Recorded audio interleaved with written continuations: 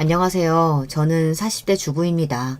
저는 남편과의 사이에서 아들 하나, 딸 하나를 낳고 화목하게 살고 있어요. 경제적으로 넉넉하다고 말할 수는 없지만 서로 아끼고 배려하며 잘 살고 있습니다. 남편과 저는 접점이라고는 없는 사이였는데요. 신기한 인연으로 만나서 결혼까지 하게 됐습니다. 저희 친정아버지께서 서울 외곽에 사시며 화원을 운영하세요. 저는 바로 위에 언니와 성인이 된 이후 서울에서 자취를 하고 있었는데 주말마다 부모님을 뵈러 화원으로 가고는 했습니다. 당시에 언니는 주말이면 매일 데이트를 하러 나가서 그날도 저 혼자 부모님을 뵈러 화원에 갔어요. 그런데 가는 날이 장날이라고 당시에 장마가 심하게 와서 화원에 물이 찼더라고요. 부모님은 제가 오는 것도 모르시고 화원 안에서 물을 퍼나르고 계셨어요. 저도 놀라서 곧장 가방을 던져놓고 화원으로 들어가 물을 퍼나르기 시작했습니다. 그날 남편을 처음 봤어요. 남편은 아버지께서 운영하시는 화원 근처에 사는 남자였는데요. 가끔 아버지 일을 도와주고 해서 가깝게 지내는 사이였나 보더라고요. 그날도 부모님 댁 화원에 물이 찼다는 소리를 듣고 놀라서 달려와서 바로 도와준 거랍니다. 처음 남편을 봤을 때는 전혀 호감이 생기지 않았어요. 뭘 하는 남자인지 작업복 차림이라 행색도 좋아 보이지 않았었고 말수도 없는 게 친절한 사람 같지는 않았거든요. 그런데 이상하게 부모님께서 그 남자 칭찬을 많이 하셨어요. 같이 화원에 물을 퍼나르나 고생했으니 아버지께서는 밥을 먹고 가라고 해서 함께 식사를 했는데요. 식사를 하는 내내 아버지가 고맙다면서 칭찬을 하시더라고요. 내가 살면서 이 친구처럼 묵묵하니 성실한 친구는 본 적이 없다니까. 이렇게 건실한 청년이 왜 아직 장가를 못 갔나 몰라. 그러게 남자답고 일도 착실하게 잘하는 게 절대 처자식 굶길 일은 없어 보이는데 내가 중매 한번 설까? 요즘 여자들은 말끔하고 좋은 직장 다니는 남자 좋다고 하지 저처럼 고졸에 매일 기름때 묻히며 사는 사람 좋다고 하겠어요. 아이고 기름때 좀 묻히면 어때? 명색이 카센터 사장님인데. 알고 보니 남자는 아버지 화원 근처에 살면서 카센터를 운영하고 있더라고요. 그렇게 듣고 보니 사람이 달라 보이기는 했습니다. 처음 만났을 때 남편 나이가 고작 30대 초반이었다는데 그 젊은 나이에 자기 사업을 한다는 게 제 눈에는 멋있게 보였어요. 그러던 중 언니가 시집을 가게 되면서 제가 언니와 같이 살던 집에서 나오게 됐습니다. 그 집이 언니가 사회생활을 시작하면서 얻은 집이라 언니 결혼 자금으로 쓸 집이었거든요. 때마침 저도 직장을 옮기게 돼서 아예 부모님 댁으로 다시 들어가 살기 시작했어요. 부모님 댁에서 살다 보니 근처 카센터 주인인 남편을 자주 보게 됐습니다. 남편은 보면 볼수록 사람이 괜찮았어요. 동네 특성상 어르신들이 많은 동네였는데 동네 어르신들 가게나 집이 망가지거나 젊은 사람이 필요한 일이 생기면 알아서 찾아가서 도와드리는 것 같더라고요. 그러다 보니 동네에서 남편 평판이 좋은 편이었어요. 그런 모습을 계속해서 보다 보니 남편에게 자연스레 관심이 생겨 제가 먼저 고백해서 사귀게 됐습니다.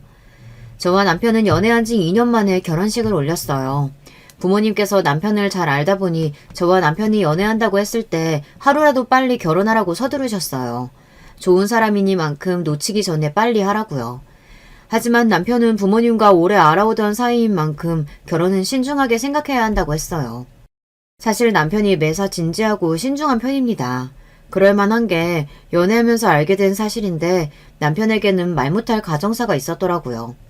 남편은 어릴 때 아버지께서 바람을 피워 부모님께서 이혼하셨대요. 그래서 엄마랑 둘이 살았었는데 어머니께서 고등학교 때 사고로 돌아가시는 바람에 그때부터 줄곧 혼자 살았답니다. 그래서 대학도 진학 못하고 카센터에 취직해서 일하다 악착같이 돈을 모아 20대 때 자기 가게를 차린 거예요. 저는 남편에 대해 알면 알수록 더 좋았습니다. 10대 때 혼자가 되어 자기 하나 건사하며 살기도 힘들었을 텐데 이렇게 훌륭하게 자기 일을 해냈으니 멋있는 사람이라고 생각했어요. 저는 남편이 너무 좋아서 참지 못하고 프로포즈도 제가 먼저 했습니다. 남편은 가족이 있었다는 게 너무 오래전이라 과연 자신이 결혼해서 잘 살 수 있을까 걱정도 되고 겁도 난다고 했어요. 하지만 저는 남편이 잘 해낼 수 있다는 걸 누구보다 확신했습니다. 부부로 살면서 어떤 힘든 일이 생겨도 둘이 같이 이겨내면 문제 없다고요. 역시나 제 예상대로 저희 부부는 문제가 없었습니다. 어떤 일이 생겨도 둘이 함께 이겨냈어요. 결혼 초기에는 아무 문제 없이 정말 행복하기만 했습니다. 그런데 결혼한 지 3년이 넘었을 때 일이 좀 있었는데요. 남편이 운영하던 카센터를 담보로 대출을 받아 아는 지인에게 투자를 했어요. 저도 잘 아는 지인이라 저도 남편에게 허락한 일이었습니다. 그 친구가 절대 저희에게 피해가 되는 행동을 할 사람이 아니라는 걸 알고 있었거든요. 그런데 저희가 너무 순진했나 봐요. 사람이라는 게 원래 돈 앞에서는 부모 형제도 없는 법인데 친구가 무슨 소용이었겠어요. 남편에게 투자를 받은 지인이 사업이 망해서 그대로 연락두절 상태가 되었습니다. 이미 사업체에 들어갔던 보증금이랑 투자 비용은 날린 지 오래라 저희가 받을 수 있는 원금조차 언제 받을 수 있을지 알 수 없었어요. 남편은 이러다 우리 카센터까지 날릴 위기에 처하자 어떻게든 그 지인을 만나기 위해 백방으로 수소문하고 다녔습니다. 아마 지금까지의 인상에서 그때가 저와 남편에게 가장 힘들었던 순간인 것 같아요. 그때 저희 큰애가 돌 간신히 넘어서 제가 업고 다닐 때였는데요. 남편이랑 둘이 아들을 얻고 그 지인을 찾기 위해 팔방으로 돌아다녔거든요. 그러던 중 그 지인의 고향집에 갔다 지인을 찾긴 찾았어요. 그런데 그 지인 꼴을 보는데 돈을 받기는 글렀구나 라는 걸 바로 알겠더라고요. 너희 사정 모르는 거 아닌데 제발 좀 기다려줘. 내가 하다하다 부모님 시골집이라도 팔아보려고 애원하러 여기까지 온 거야. 아흔이 다 된 부모에게 집이라도 팔아달라고 사정하러 왔다는 사람에게 도무지 돈 이야기를 못하겠더라고요. 아무리 그래도 연세 드신 부모님 집을 네가 팔면 어떡해. 우선 급한 불은 내가 해결해 볼 테니까 부모님께 괜한 소리 하지 말고 너 살 궁리부터 하고 있어. 남편은 그런 사람이었습니다. 지금 당장 본인이 가진 걸 다 날릴 수도 있는 상황에서 친구 걱정을 하더라고요. 고맙다. 고마워, 친구야. 내가 죽는 난이 있어도 네 돈은 꼭 갚을 거니까 제발 조금만 기다려줘. 죽기는 왜 죽어 이 자식아. 처자식 있는데 당연히 버티고 살아야지. 이깟 돈 때문에 속 버리지 말고 밥 챙겨 먹고 다녀. 남편은 친구 주머니에 불쑥 돈 봉투를 찔러주고 그대로 저와 다시 집으로 돌아왔습니다. 집으로 올라오는 내내 저는 눈물이 날 것 같아 꾹꾹 참았어요. 저보다 남편이 더 속상할 텐데 제가 울면 남편이 더 힘들어할 것 같아서요. 저희 부부는 결국 카센터를 접게 됐습니다. 남편이 관련되어 있지 않는다 해도 남편도 투자한 건 사실이다 보니 책임이 없지는 않았어요. 빚쟁이들이 남편에게까지 찾아오자 급한 대로 남편이 카센터를 정리해서 지인의 빚을 먼저 갚았습니다. 그리고 서울 외곽에 있던 집을 정리해서 남편과 저는 서울의 집을 다시 얻었어요. 남편이 새로운 일을 시작하기로 했거든요. 저희 오빠가 인테리어 회사를 운영해요. 거기서 기술을 배울 사람을 뽑는다고 해서 남편이 오빠의 소개로 일을 배우기로 했습니다. 20년 가까이 카센터 일만 하던 사람이라 갑자기 업종을 바꾼다는 게 쉬운 일은 아니었지만 남편은 뭐라도 해보겠다는 마음으로 기술을 배우고 싶다고 했어요. 어쩌면 이게 새로운 기회일지도 모른다고요. 안 그래도 카센터도 잘 안 돼서 힘들었었는데 이렇게 된 마당에 새로운 기술도 배워두면 좋지 뭐. 당시에 제가 뱃속에 둘째까지 있는 상황이라 남편도 말은 안 해도 부담이 많이 됐을 거예요. 아무리 긍정적인 사람이라도 마흔이 다 되어서 새로운 일을 다시 시작한다는 게 쉬운 일은 아닐 텐데. 남편은 저희 오빠네 집 근처로 이사까지 하면서 이육을 불태웠습니다. 당시에 저희의 상황을 안타깝게 여긴 친정아버지께서 괜히 힘들게 기술 배우지 말고 아버지 화원 일이라도 돕는 게 어떻겠느냐 하셨는데 남편은 정중하게 거절했어요. 친구한테 그런 일까지 당하고 마음도 안 좋을 텐데 괜히 몸 상해가며 하는 일까지 해서 고생하지 말고 내 밑으로 들어와서 일 배워봐. 그럼 나중에 내가 이 화원 자네한테 물려줄게. 아니에요 아버님. 화원이야 아버님 어머님 평생 일구신 일인데 제가 돕서 받을 수는 없죠. 제 미래를 위해서라도 좋은 기술 배워두고 싶어요. 너무 걱정하지 마세요. 저 잘할 수 있어요. 남편은 쉬운 길을 가는 사람은 아니에요. 지금 당장 힘들더라도 앞날을 생각하고 고민해서 한 발 한 발 나아가는 사람이었죠. 서울로 이사 오고 나서는 생활이 많이 바뀌었어요. 남편이 인테리어 공사 일을 배우기 시작하면서 어쩔 수 없이 친정언니랑 친정오빠가 사는 동네로 이사를 왔는데 생각보다 언니 오빠랑 가깝게 산다는 게 쉽지만은 않더라고요. 원래 예전부터 언니랑 오빠랑 사이가 썩 좋지는 않았어요. 저와 달리 언니 오빠는 욕심도 많은 편이라 항상 부모님께 받기만 하고 부모님을 위하는 자식은 아니었거든요. 다른 집들은 장남 장녀가 부모님도 잘 챙기고 어느 집은 가정 노릇을 하기도 한다는데 저희 형제들은 전혀 그렇지 않았습니다. 부모님을 챙기기는커녕 오히려 뺏을 거 없나 노리기만 했어요. 결혼할 때도 오빠랑 언니는 부모님께서 무리하실 정도로 호화롭게 식을 올렸어요. 처가나 시댁에 무시당하면 안 된다면서 남들 하는 건 다 하겠다고 했습니다. 그래서 부모님이 오빠랑 언니 결혼시킬 때에는 시골에 있던 땅까지 팔아서 못했어요. 저는 결혼할 때 남편이 집도 있고 카센터도 있는 상태라 정말 식만 올리고 바로 몸만 들어가서 살았거든요. 그러다 보니 친정 부모님도 남편만 보면 미안해서 뭘 해주고 싶어 하셨던 것 같아요. 다른 형제에 비해 제가 받은 게 없으니까요. 그렇게 부모님께 다 받아놓고도 언니랑 오빠는 부모님 화원까지 노려요.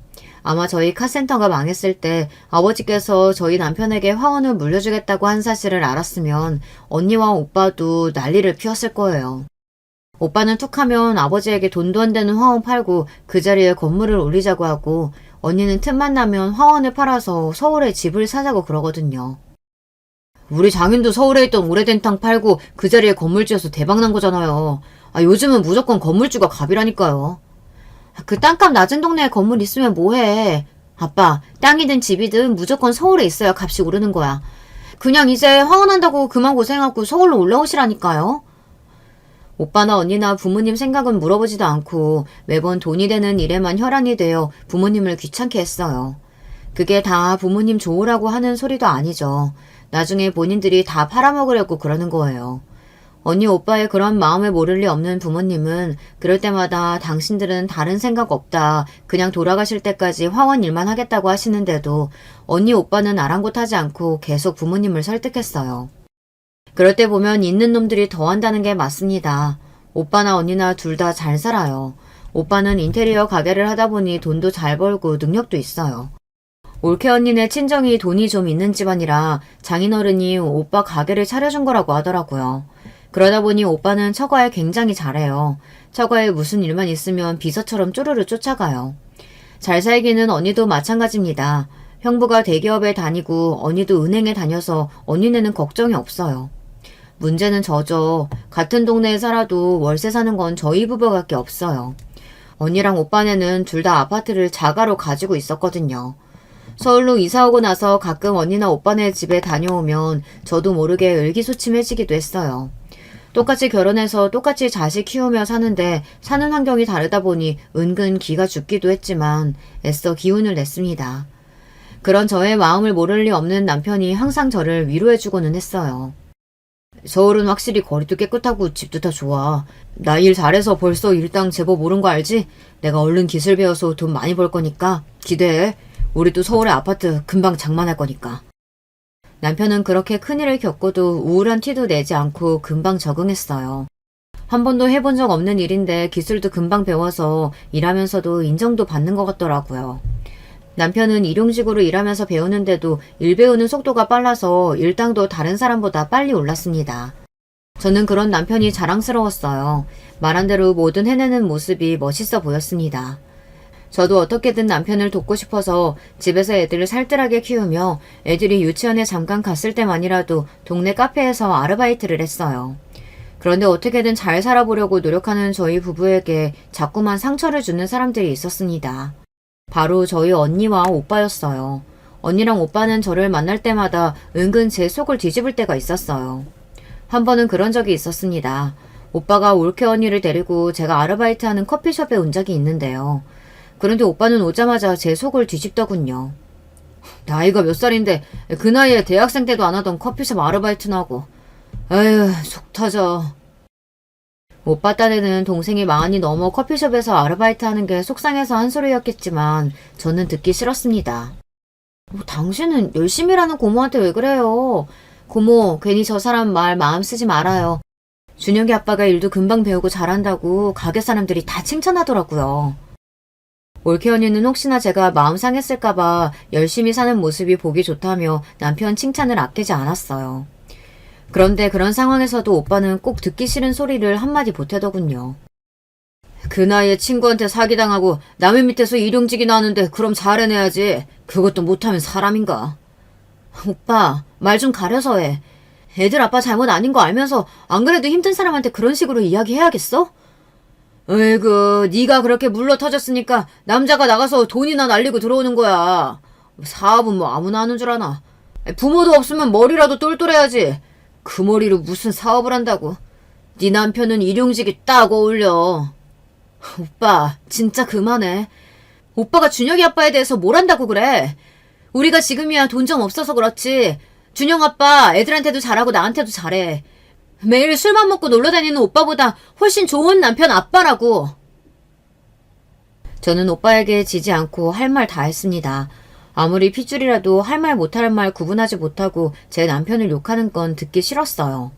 그런데 거기서 끝이 아니었습니다. 제 속을 뒤집는 건 오빠뿐이 아니었어요. 언니도 마찬가지였어요. 언니네 집은 걸어서 10분도 안 걸려요. 그러다 보니 애들 데리고 자주 놀러 갔는데요. 동네 놀이터보다 언니네 아파트 단지에 있는 놀이터가 더 가깝다 보니 자주 가게 됐습니다. 놀이터에 애들 데리고 놀다 보면 조카들도 학원 끝나고 왔다 갔다 하다 만나서 애들끼리 같이 어울려 놀기도 하고 간식도 사 먹고는 했어요.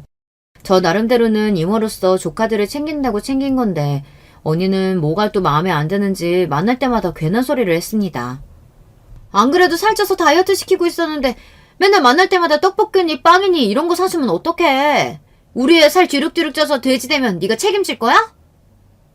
큰 조카가 초등학교 3학년이었는데 최근엔 살이 쪘다면서 언니가 어지간히 애한테 먹지 말라고 잔소리를 하더라고요. 저는 그런 언니가 이해가 안 돼서 아직 어린 애한테 다이어트는 무슨 다이어트냐고 했습니다. 이제 초3한테 다이어트는 무슨 다이어트야. 그리고 살이 찌기는 어디가 쪘다고 그래. 내가 보기엔 날씬하기만 한데. 어린애한테 말도 안 되는 거 가지고 괜히 스트레스 좀 주지 마. 언니가 원래 그래요. 사람이 좀 예민하고 까칠합니다. 어릴 때부터 본인도 살찌는 걸 싫어해서 매일 밥도 안 먹고 다이어트 약을 달고 살더니만 자기 자식들까지 힘들게 하더라고요. 저랑 같이 살 때도 그랬어요. 제가 저녁에 배고파서 야식이라도 시키면 아주 난리가 났었습니다. 와, 너 그 몸무게에 양심이라는 게 있는 거야? 어떻게 이 밤에 치킨을 시켜 먹을 수가 있어? 너 그러다 60kg 된다. 언니는 여자 몸무게가 50kg가 넘으면 돼지라고 했어요. 저한테도 맨날 50kg를 넘는다고 양심도 없다고 했다니까요. 평생을 그렇게 자기 기준대로 피곤하게 살더니만 결혼하고 나서도 똑같더라고요. 결혼도 하고 애도 낳았으니 전보다 좀 유연해지겠지 했는데 저희 언니는 오히려 결혼하고 더 까칠해졌어요. 심지어 까칠함을 넘어서 못되기까지 했습니다. 언니랑 저는 원래부터 성격이 안 맞아요. 어릴 때부터 성인이 돼서 같이 살 때까지 불편한 게 한두 가지가 아니었거든요. 원래도 먹는 것부터 입는 것까지 어느 하나 비슷한 점이라고는 없었어요. 어릴 땐 서로 너무 이해가 안 돼서 우리가 어떻게 한 배에서 나온 자매일까 싶을 정도로 신기할 때도 있었습니다. 제가 막내라 그렇지 만약 제가 언니고 아래 동생이 있다면 절대 언니처럼 안 할 거예요. 언니는 지금까지 살면서 저에게 배려하거나 양보해준 적이 단 한 번도 없어요. 어느 정도였냐면 자매다 보니 어릴 때부터 언니 옷을 제가 물려 입었어요. 그런데 자매들끼리는 원래 동생이 언니 옷을 물려 입는 걸 대부분 기분 나빠하잖아요. 나도 사주지 왜 물려 입냐고요. 그런데 우리 집은 반대였습니다. 언니가 본인이 커서 작아진 옷조차 저에게 물려주기 싫어했어요. 내가 제일 아끼는 옷인데 왜 쟤한테 줘야 돼? 내 옷이니까 내 맘대로 하는 게 맞잖아. 쟤한테 물려주느니 차라리 그냥 버릴래. 언니랑 저는 딱 2살 차이예요. 그러다 보니 엄마가 계절이 바뀔 때마다 언니 옷을 정리해서 제 옷장에 넣어주셨습니다. 그런데 그중에 제가 하나라도 입고 나오면 언니는 자기 옷이라고 제가 입고 있는 옷을 잡아당기며 벗으라고 난리를 쳤습니다. 그럴 때면 저도 어이가 없어서 눈물이 다 울컥했습니다. 그 모습을 지켜보던 부모님도 기가 차하셨어요. 너는 도대체 누굴 닮아서 그렇게 욕심이 많니? 어차피 네가 커져서 못 입는 옷인데 동생이 입으면 좋은 거지. 아깝게 버리긴 왜 버려? 그래. 남도 아니고 형제끼리 서로 필요한 게 있으면 나눠주고 빌려주고 하는 거지. 그까지 옷 가지고 치사하게 왜 그래? 내 거잖아. 내 건데 왜 엄마 아빠 마음대로 주라 마라 그래. 난 절대 안 줄 거야. 제 옷장에서 내 옷 다시 다 꺼내줘. 지금 생각하면 3살 버릇 80까지 간다는 말이 딱 맞습니다. 어릴 때야 뭣도 모르고 철이 없어서 그러나 보다 했었는데 언니는 지금까지도 욕심도 많고 배려심도 없었어요. 그나마 언니가 나이 들고 옛날보다 나아진 걸 굳이 찾자면 이제는 저에게 다 안 주겠다고 하지는 않는다는 겁니다. 대신에 언니는 뭘 줄 때마다 사람 기분 상하게 주는 이상한 재주가 있었어요. 애들하고 언니네 아파트 단지 놀이터에서 놀고 있으면 언니는 항상 집에 올라갔다가 가라고 했습니다. 그래서 언니네 집에 올라가면 웬 쇼핑백이 잔뜩 쌓여 있었어요. 그러면서 하는 말이 저에게 그 쇼핑백을 챙겨가라고 했습니다. 어제 애들로 정리했는데 작아진 옷들이 많더라고. 그래서 너희 애들 갖다 입히라고 내가 다 정리해놨어. 우리 애들 옷 다 백화점에서 사주는 거 알지? 다 비싼 브랜드들 옷이니까 아껴서 입어. 어릴 때 한두 번은 언니가 조카들 옷을 물려주면 고맙게 받아서 오곤 했어요. 그런데 막상 언니가 물려준 걸 가지고 와서 열어보면 기분이 상할 때가 한두 번이 아니었습니다. 매일 백화점에서 산 비싼 옷이라고 하며 주길래 대단한 건 줄 알았는데 항상 다 낡고 오래된 것들만 줬습니다. 왜 있잖아요. 세탁기에 하도 돌려서 보풀까지 난 그런 옷들이요. 그런 걸 생색내면서 줬다니까요. 거기다가 조카들이 입던 팬티까지 물려줬어요. 그럴 때면 정말 기분이 상해서 가져온 쇼핑백 그대로 버려버린 적도 있었습니다. 그래서 그때 이후로 언니에게 옷 물려주지 말라고 단호하게 이야기했어요. 언니 취향이랑 제 취향이랑 안 맞아서 마음에 안 든다고 했습니다. 그런데도 언니는 자꾸만 조카들 옷을 정리할 때마다 줬어요. 그날도 또 쇼핑백 안에 옷이 잔뜩 있길래 안 가져간다고 이야기했습니다.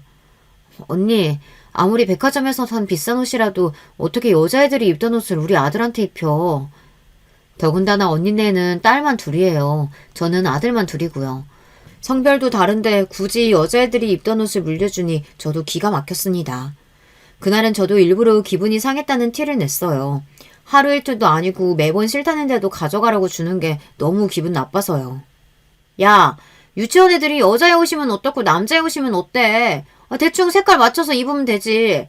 옛날에는 주기만 하면 신나서 가져가더니만 이제 와서 왜 괜히 자존심 풀려? 왜? 갑자기 없이 살다 보니까 이런 거 받는 게 더 자존심 상하니? 언니라는 인간이 동생한테 어떻게 저런 소리를 할 수 있는지 모르겠어요. 거기서 끝이 아니었습니다. 언니는 제가 안 가져가겠다고 한 번 더 이야기하자 바닥에 있던 쇼핑백을 발로 툭 찼어요. 그러더니 하는 말이 가관이었습니다. 됐어. 안 가져가려면 말아. 기껏 생각해서 줬더니만. 암튼 없는 것들은 고마운 줄을 몰라요. 언니 말에 저는 너무 화가 나서 한마디 하려고 고개를 바짝 세웠습니다. 동생한테 없는 것들이 웬 말이냐고요. 그때였어요. 퇴근한 형부가 들어오더군요. 저는 형부 앞에서까지 언니와 싸울 수 없으니 애써 말을 삼켰습니다. 형부는 저에게 반갑게 인사하며 처제 왔냐고 저녁 먹고 가라고 했어요. 저는 도저히 언니랑 마주 앉아 기분 좋게 밥을 먹을 기분이 아니라서 애써 거절하고 나가려던 참이었습니다. 그런데 제 속도 모르고 형부가 또 저를 잡으며 괜한 오지랖을 부리는데 그것 또한 기분이 나쁘더군요. 이 더운 날 애들 데리고 그 좁은 집에서 밥 해먹이기 힘들 텐데 그냥 먹고 가지. 그래, 처제도 가만 보면 고집이 세. 정 싫으면 냉장고에 고기라도 한 덩이 가지고 가. 그거 한우야, 한우. 처제네 애들은 한우 구경도 못 해봤을 텐데 이모부가 다른 건 몰라도 한우 정도는 줄 수 있지. 이건 꼭 가져가. 형부는 굳이 냉동고를 열어 딱딱하게 얼어있는 소고기 한 덩이를 생색내면서 줬어요. 손에 들린 고깃덩이를 보는데 열불이 확 오르더군요. 언니랑 형부는 똑같은 사람이에요. 둘 다 말하는 게 얼마나 얄미운지 천생연분이 따로 없었습니다. 형부한테까지 싫은 내색을 할 수 없어서 저는 그날 애들하고 고깃덩이를 들고 집에 왔습니다. 기분 좋게 애들하고 놀고 들어와서 나쁜 내색을 하고 싶지 않아 저는 애써 웃으며 남편과 아이들에게 소고기를 구워줬어요. 소고기는 죄가 없으니까 말이죠. 결혼하고 서울에 와서 애들 키우는 동안 내내 이런 식이었습니다. 언니와 오빠에게 서운한 일이 한 트럭이었어요. 그때그때 일일이 제가 기분 나쁘다고 표현하고 이야기를 하는데도 오빠와 언니는 제 말을 들어주지 않았습니다. 오히려 제가 자격지심을 부리는 거라고 여겼어요. 그런데 어느 날이었습니다. 남편이 며칠 동안 일이 많아서 무리를 했더니 몸이 좀 안 좋았어요. 그럴 줄 알았습니다. 오빠가 일만 생기면 남편한테 일을 다 몰아줘서 쉬는 날도 없이 거의 일을 했어요. 아무리 체력이 좋은 사람이어도 병이 안 나려야 안 날 수가 없었습니다.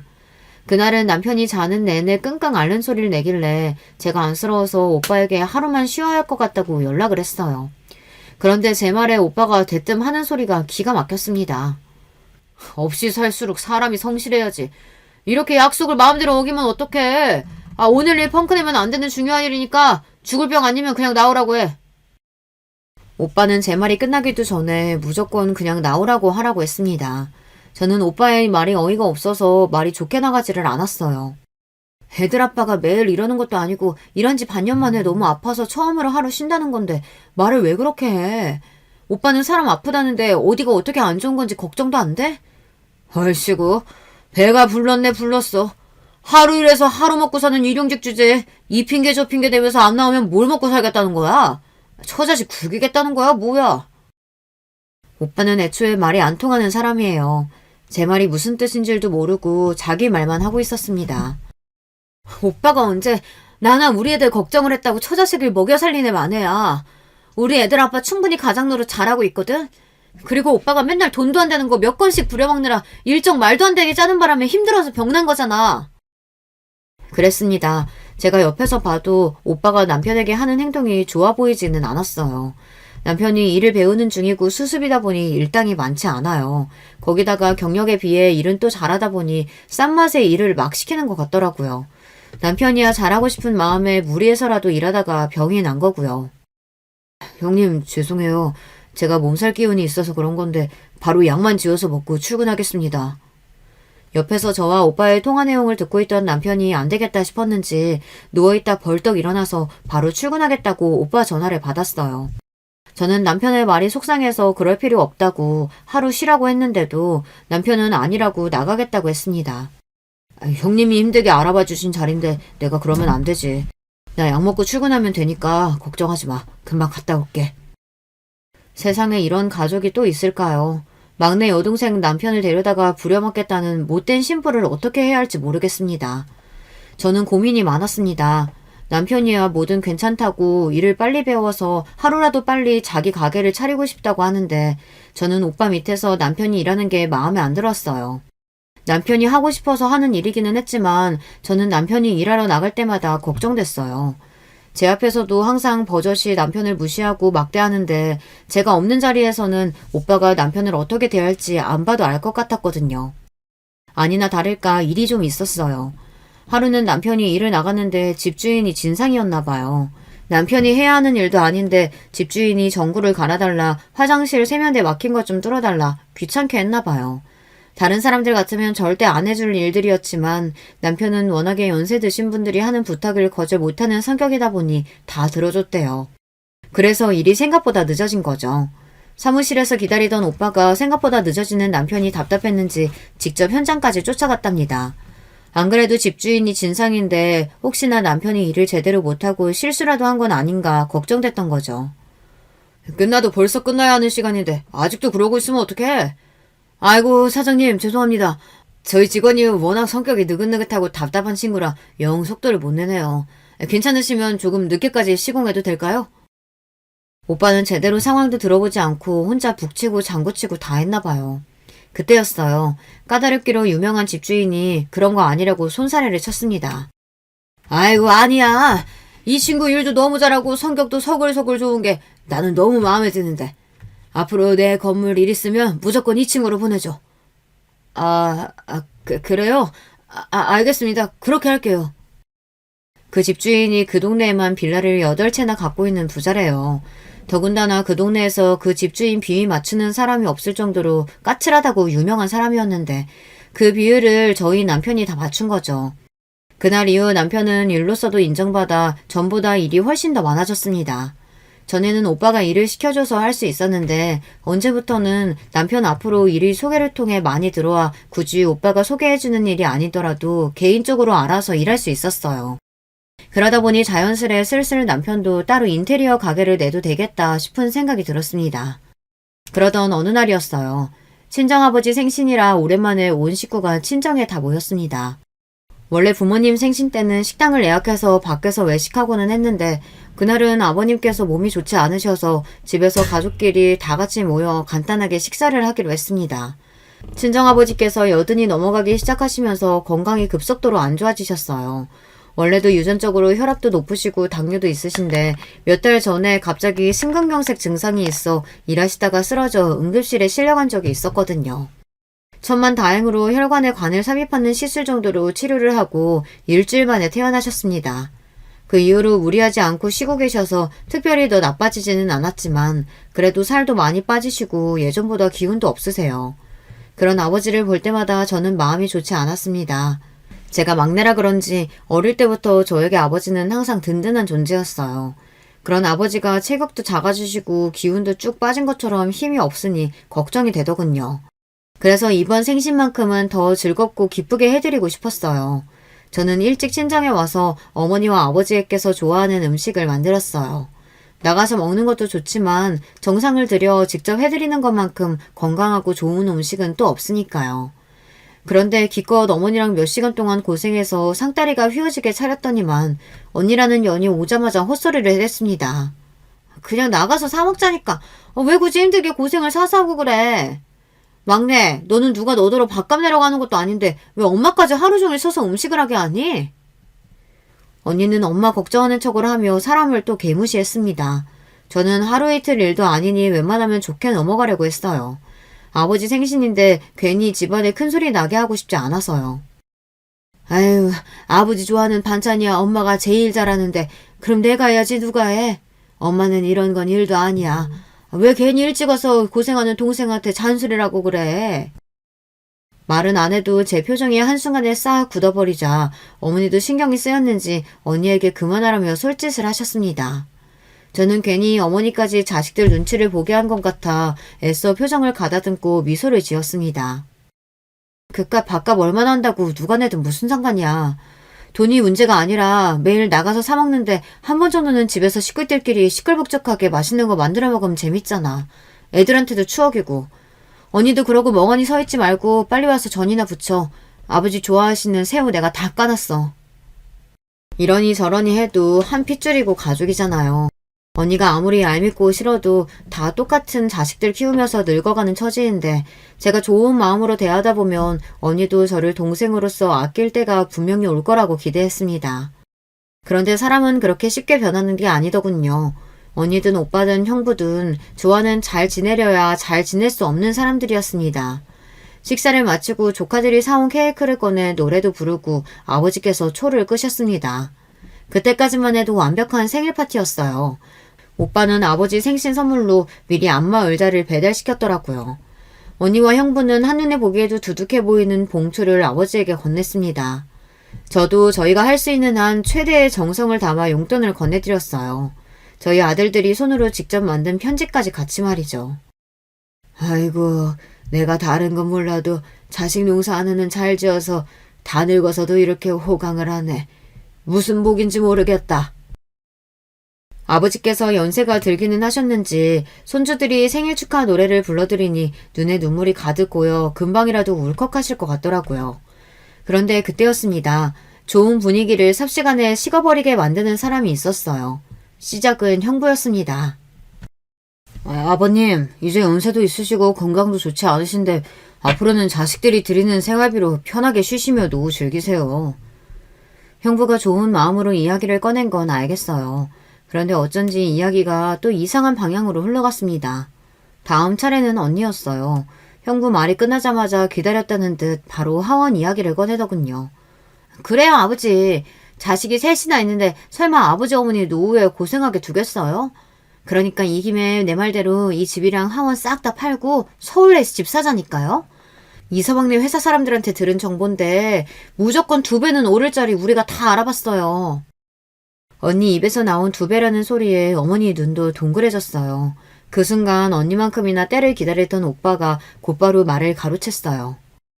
지금 같은 경기에 무슨 수로 집값이 2배로 뛰어. 너희는 명색이 대기업 다니고 은행 다닌다는 애들이 어쩜 그렇게 뜬구름 잡는 이야기를 하냐? 이제 부동산은 끝났어. 돈 벌려면 건물밖에는 답이 없다니까. 오빠는 세상 물정 모르는 소리 좀 하지 마. 아버지 회원 팔아봐야 얼마나 나온다고 건물을 올려. 그럴 돈 있어? 돈 없으면 대출받아서 우선 올리면 되지. 나중에 건물 다 지어서 분양하고 팔아봐라. 대출받은 거 금방 갚고도 남지. 저는 잘 모르겠습니다. 언니고 오빠고 도대체 왜 그렇게들 아버지 화원에 관심이 많은 줄 모르겠어요. 젊어서 아버지 어머님 2분이 화원 운영하느라 고생하실 때는 다들 자기 일 바쁘다는 핑계로 관심도 없었으면서 이제와 뒤늦게 속이 뻔히 보이는 짓을 하는지 모르겠습니다. 금세 집안 분위기가 시끌시끌해지자 조금 전까지만 해도 눈을 붉히던 아버지께서 한숨을 깊게 내쉬었습니다. 그리고는 점잖은 목소리로 하시는 말씀이 충격적이었어요. 다들 모였으니 이제는 말을 해야겠구나. 지금부터 내가 하는 얘기 잘 들어라. 그네고 작은 딸이고 내 화원 가지고 건물 만드니 집사니 앞으로는 그런 소리 일절 하지들 마. 내 화원은 막내한테 줄 거야. 아버지 입에서 나온 막내라는 소리에 오빠와 언니는 순식간에 입에 개거품을 물고 난리를 쳤습니다. 아버지, 그게 무슨 소리예요? 아버지 재산이라고는 여기 땅이랑 화원밖에 없는데 그걸 막내를 준다뇨. 진심으로 하시는 말씀이세요? 에이, 설마. 자식이 버젓이 셋이나 있는데 화원을 왜 막내를 줘요? 아버지 농담하시는 거죠? 오빠와 언니는 아버지의 말씀을 믿을 수 없다는 듯 해탈해서 웃기까지 했어요. 그러자 아버지께서 손바닥으로 식탁을 한번 세게 찌셨습니다. 내가 이 좋은 밥상 받고 너희한테 농담을 못하러 하냐? 화원 막내한테 주겠다는 말 진심이야. 너희들이야 다들 먹고 살 만큼 사니 굳이 몇 푼 안 되는 내 재산 욕심낼 거 없어. 내 화원짜리는 막내랑 막내 사이 하고 싶은 거 하게 해줄 거니까 그런 줄 알아. 언니와 오빠는 연신 말도 안 되는 소리라고 언성을 높였지만 아버지는 뜻을 굽히지 않으셨어요. 내가 이번에 쓰러지고 나서 확실히 알았다. 자식이라고 셋이나 있으면 뭐래. 사위 하나보다도 다들 못한대.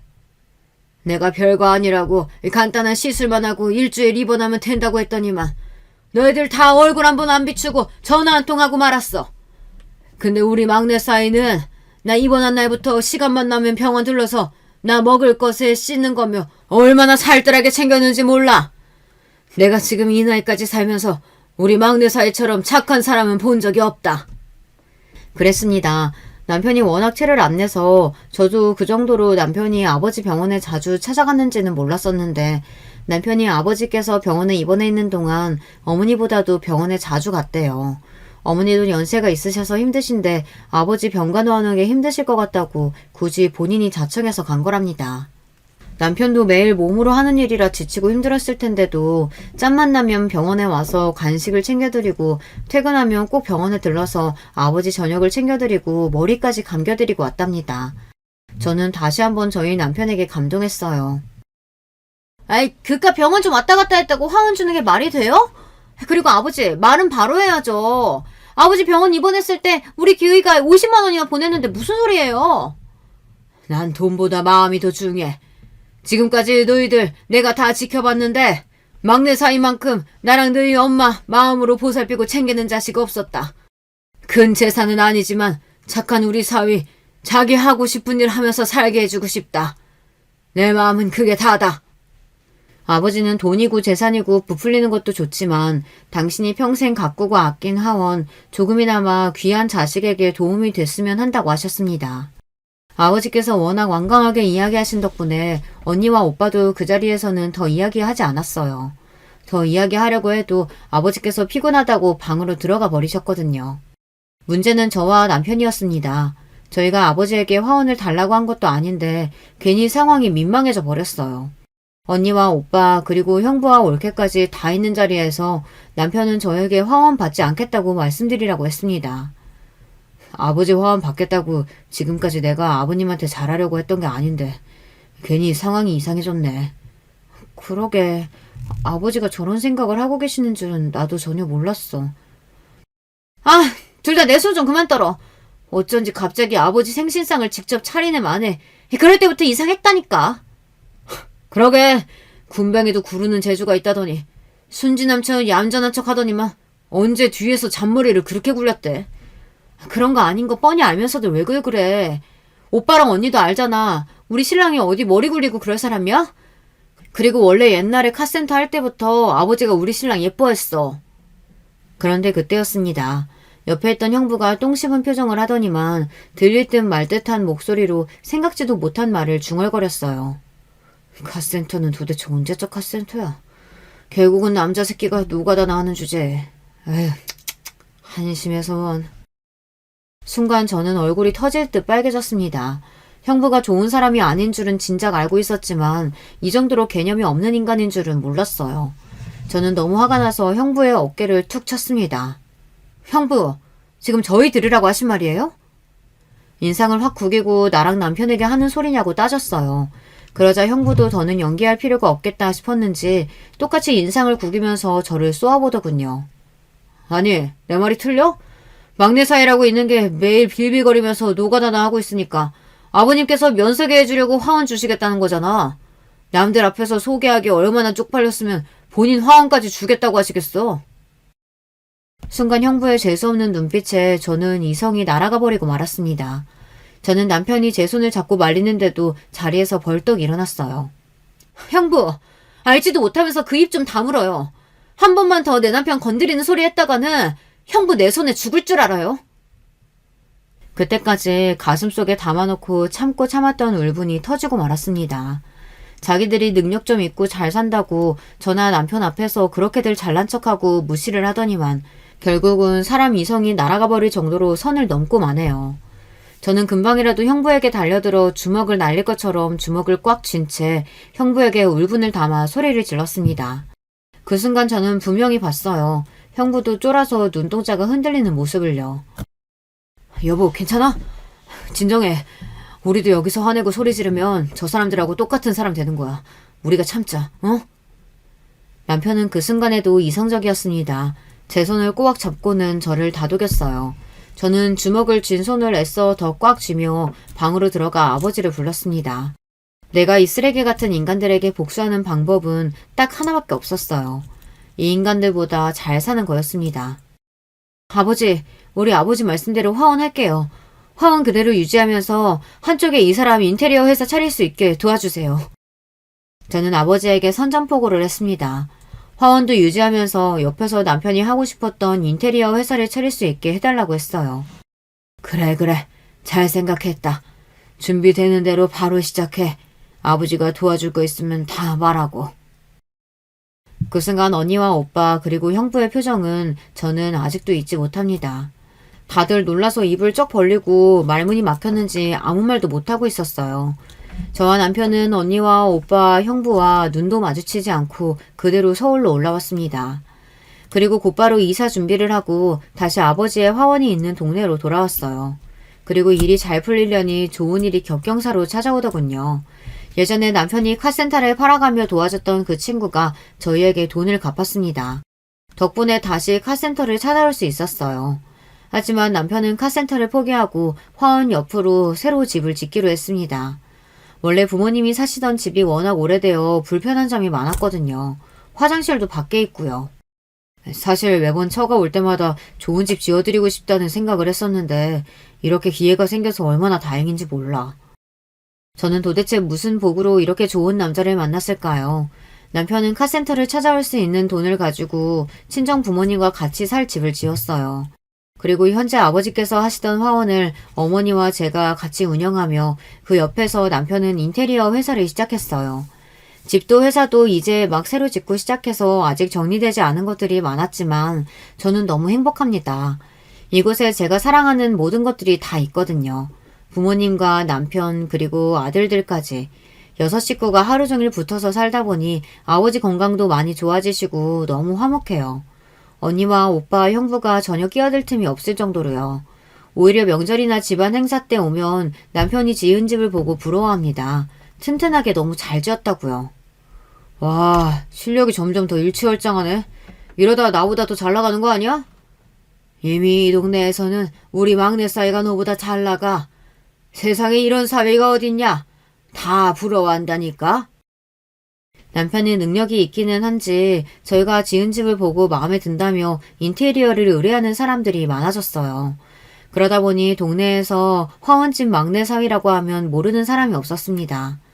아버지께서 가족들만 모이면 그 자리에서 남편 자랑을 끝도 없이 늘어놓으셨는데 그럴 때마다 형부는 찍소리도 못하고 입술만 삐죽거리고 있습니다. 그 모습만 보면 얼마나 속이 시원한지 모르겠어요. 형부 나이도 벌써 40대 후반이네요. 대기업에서 그 정도 나이면 이제 슬슬 퇴직도 생각해야 할 나이 아니에요? 형부, 퇴직하면 애들 교육비에 뭐에 감당하기 힘드실 텐데 전 급하시면 우리 그이한테 이야기하세요. 기술 가르쳐 드릴게요. 저는 형부를 볼 때마다 생각 있으면 기술 가르쳐 줄 테니 언제든 가게로 오라고 했습니다. 그럴 때마다 언니랑 형부는 애써 썩은 표정으로 웃어요. 본인들도 민망하겠죠. 지금까지 우리 앞에서 항상 자기들이 제일 잘난 줄 알고 잘난 척을 했었는데 일용직을 전전하던 우리 남편이 이제는 본인들보다 훨씬 더 돈도 잘 벌고 이 집안에서 인정받고 있으니 말이죠. 저는 요즘 어느 때보다 행복한 시간을 가지고 있습니다. 너무 좋아서 남편에게 농담으로 셋째나 가질까라고 이야기할 정도예요. 지금까지 저의 인생 이야기 들어주셔서 감사합니다. 여러분들께서도 자신을 무시했던 인간들에게 당당하게 성공한 모습을 보여줬던 사연이 있으시다면 댓글로 남겨주세요. 하나하나 읽어보고 저도 더 힘을 내서 열심히 살도록 하겠습니다. 여러분의 가정에도 항상 화목한 일만 가득하시길 바랄게요. 안녕하세요. 저는 30대 후반 주부입니다.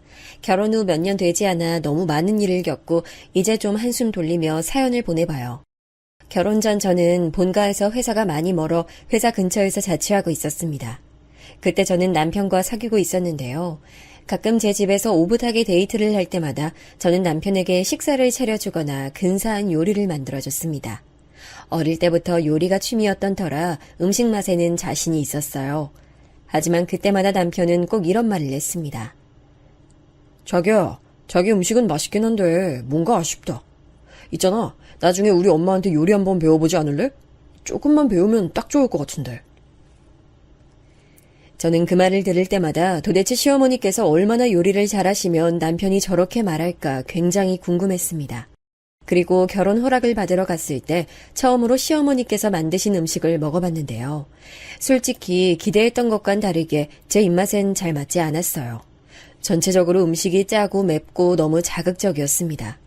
저는 간이 적당하고 자극적인 음식은 좀 피하는 쪽이었거든요. 남편은 이렇게 짜고 자극적인 음식만 먹고 자랐으니 당연히 제가 만든 음식은 뭔가 아쉬웠겠죠.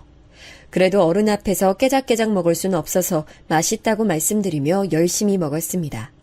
시어머니께서는 남편에게 제가 가끔 식사를 차려줬던 이야기를 들으셨던 건지 결혼 허락 받으러 간 자리에서 대놓고 말씀하셨죠. 네가 준석이 밥 차려줬단 얘기 들었다. 사실 난 회사원보단 좀 더 번듯한 직업 가진 아이를 며느리로 드리고 싶었는데 그래도 내 아들 밥은 안 굶길 것 같아서 결혼 허락하는 거야. 알겠니? 시어머니 말씀에 저는 기분이 좋지 않았지만 그래도 결혼 허락해 주셔서 감사하다고 말하고 예쁘게 웃으려고 노력했습니다. 그냥 시어머니 말씀에 기분이 좋지 않았을 때 박차고 나왔어야 했는데 그때는 남편이 너무 좋아 눈에 콩깍지가 씌어 있었나 봐요. 그 후 약간 아슬아슬한 분위기에서 상견례를 진행하고 저는 남편과 결혼했습니다. 결혼만 하면 저와 남편도 여느 신혼부부들처럼 알콩달콩하게 살 거라 생각했지만 현실은 그렇지 않았죠. 처음부터 삐걱거렸습니다.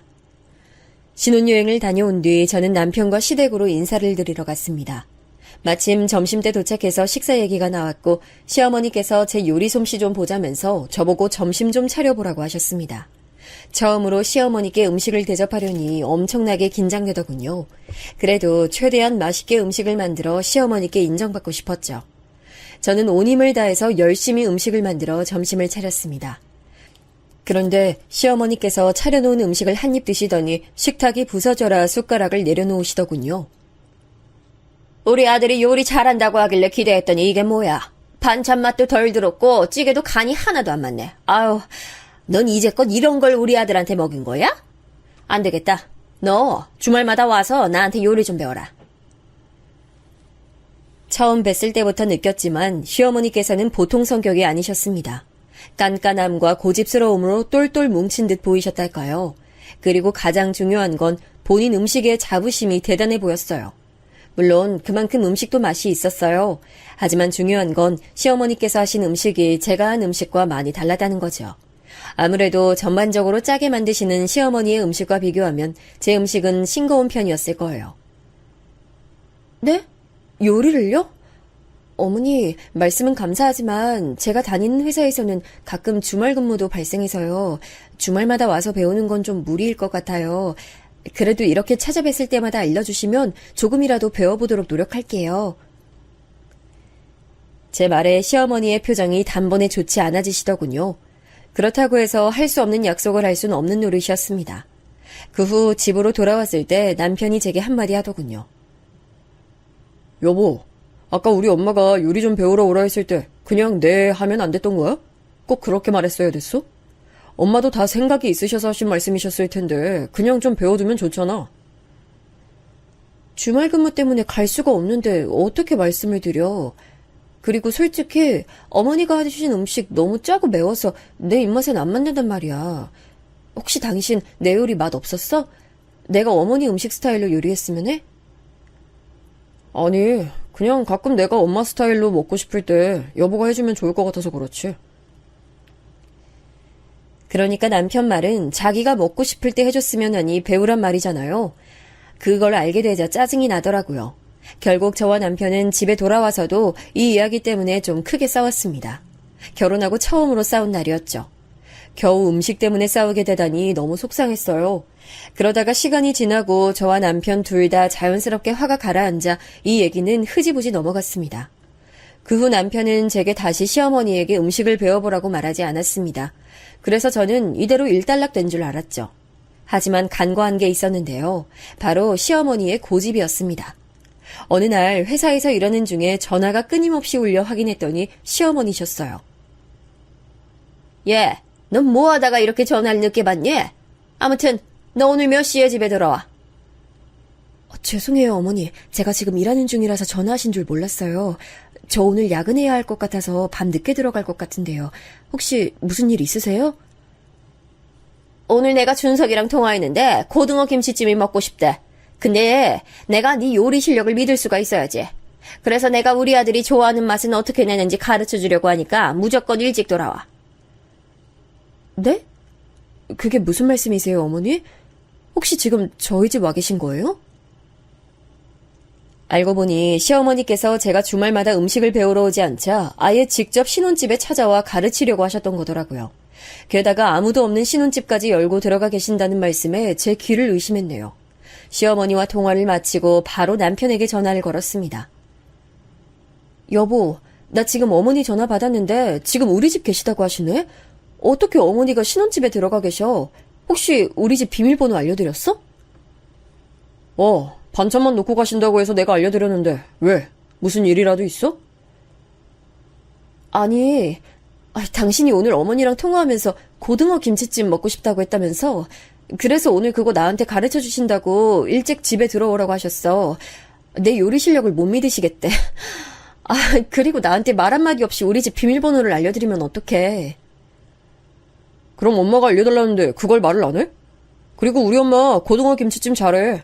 이참에 배워두면 좋잖아. 안 그래?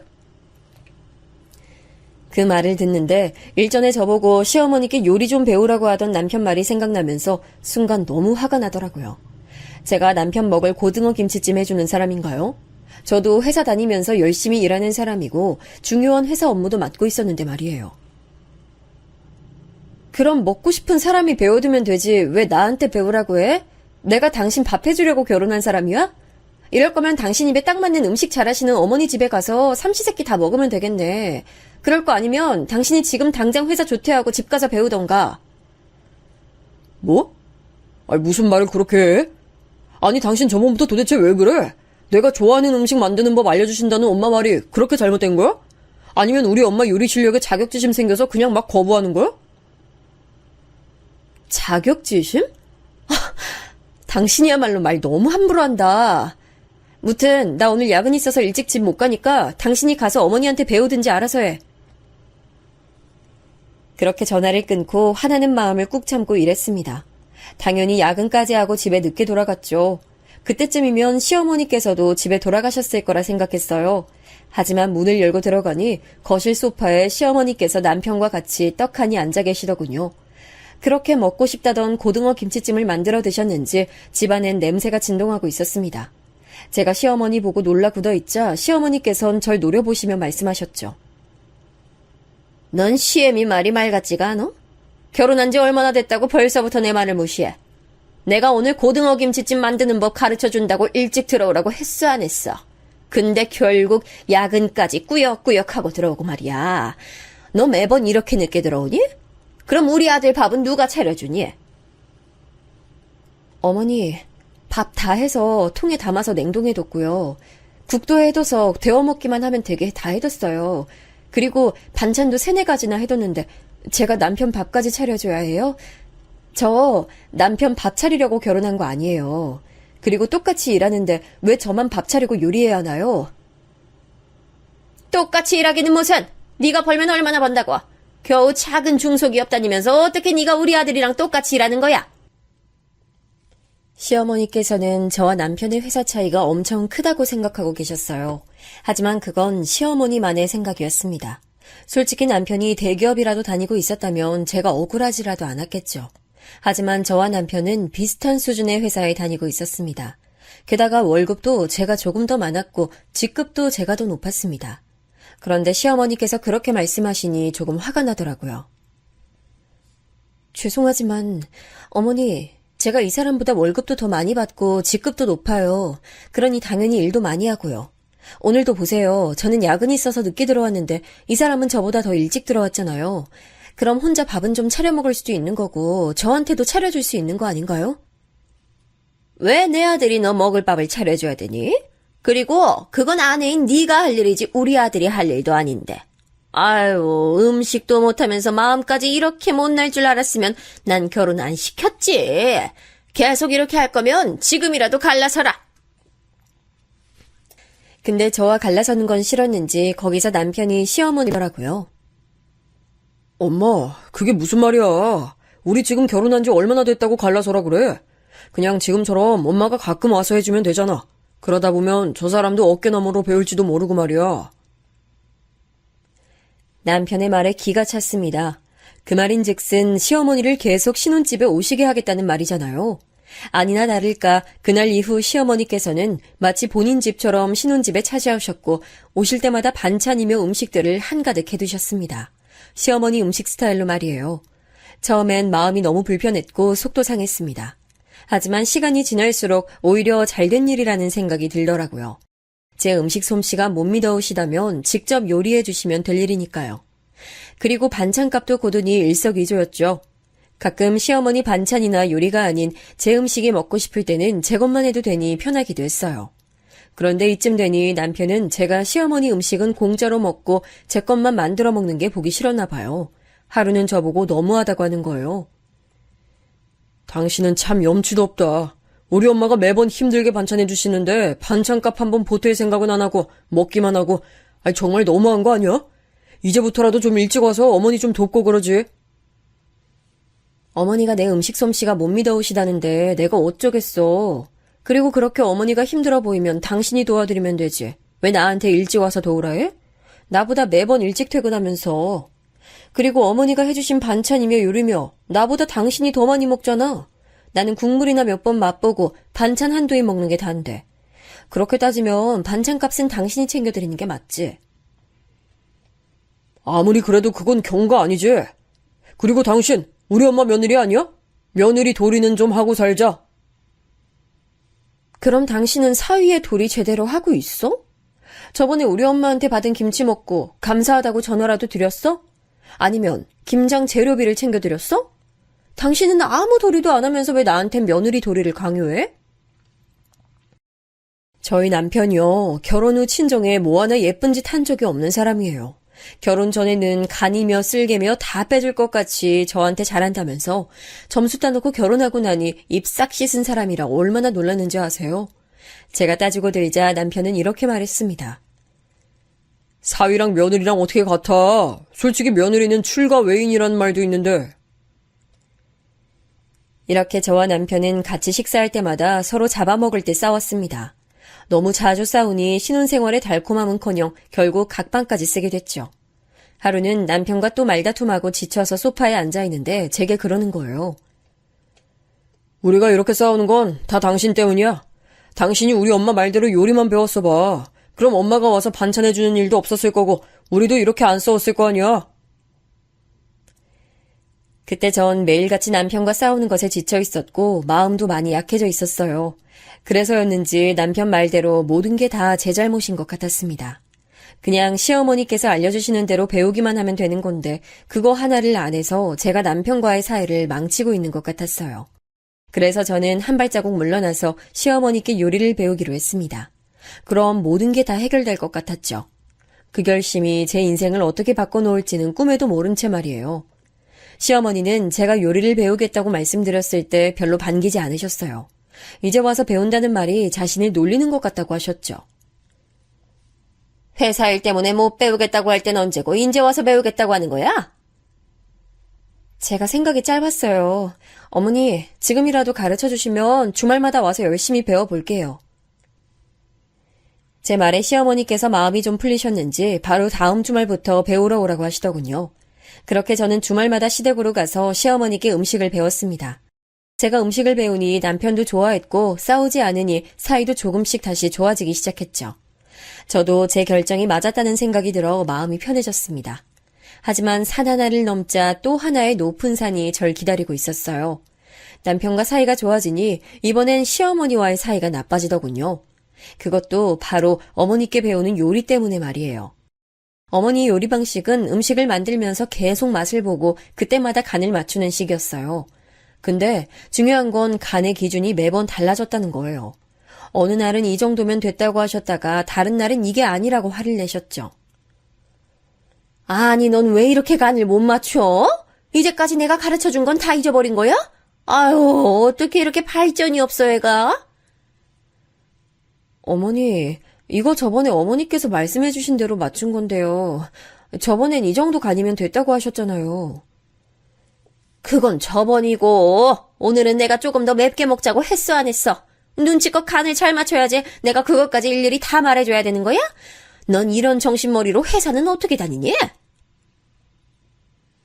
이렇게 요리를 배우는 내내 시어머니에게 얼마나 혼이 났는지 몰라요. 이제는 주말이 오는 게 무서울 정도였어요. 그게 쌓이다 보니 얼굴에 티가 났나 봐요. 한 번은 엄마의 생신을 축하드리러 친정에 갔었어요. 절 보시자마자 엄마는 제게 왜 이렇게 얼굴빛이 죽어있냐 하시더라고요. 딸, 왜 이렇게 얼굴이 안 좋아? 요즘 회사에서 무슨 일이라도 있어? 얼굴빛이 안 좋네. 엄마의 걱정스러운 말씀에 선뜻 대답이 안 나오는 거예요. 시어머니한테 요리를 배우고 있는데 매번 혼이 나서 속이 골마 그렇다는 말을 어떻게 하겠어요. 그런데 거기서 남편이 눈치도 없이 웃으면서 저 대신 말하는 거예요. 아, 별일 아니에요, 장모님. 요즘 집사람이 저희 어머니한테 요리 배우고 있는데 얼마나 못하는지 배울 때마다 그렇게 혼이 나나 보더라고요. 그래서 그런 거예요. 아니, 뭐라고? 시댁에서 요리를 배우고 있었어? 언제부터? 결국 엄마의 물음에 한숨을 푹 쉬고 얘기했습니다. 시어머니께서 제 음식 솜씨가 믿음직스럽지 못하셔서 직접 와서 배우라고 했던 것과 남편과 싸운 것까지 전부요. 말하는데 서러워서 눈물이 다 나더군요. 그동안 남편은 옆에서 말 같지도 않은 응원이나 하고 제가 실력이 부족해서 그런 거라고 더 노력해보라는 말밖에 안 했거든요. 제가 우니까 남편은 당황했는지 갑자기 왜 우냐며 저를 달래려고 했는데 그럴수록 더 서러워져서 오열했어요. 즐거워야 할 엄마 생신 파티를 제가 망친 꼴이 됐죠. 울고 있는 절 다독이시던 엄마는 무거운 목소리로 한마디 하셨습니다. 자네는 우리 딸 얼굴빛이 이렇게 다 죽어갈 동안 뭐했어? 혹시 요리 배우라는 말도 자네가 한 거야?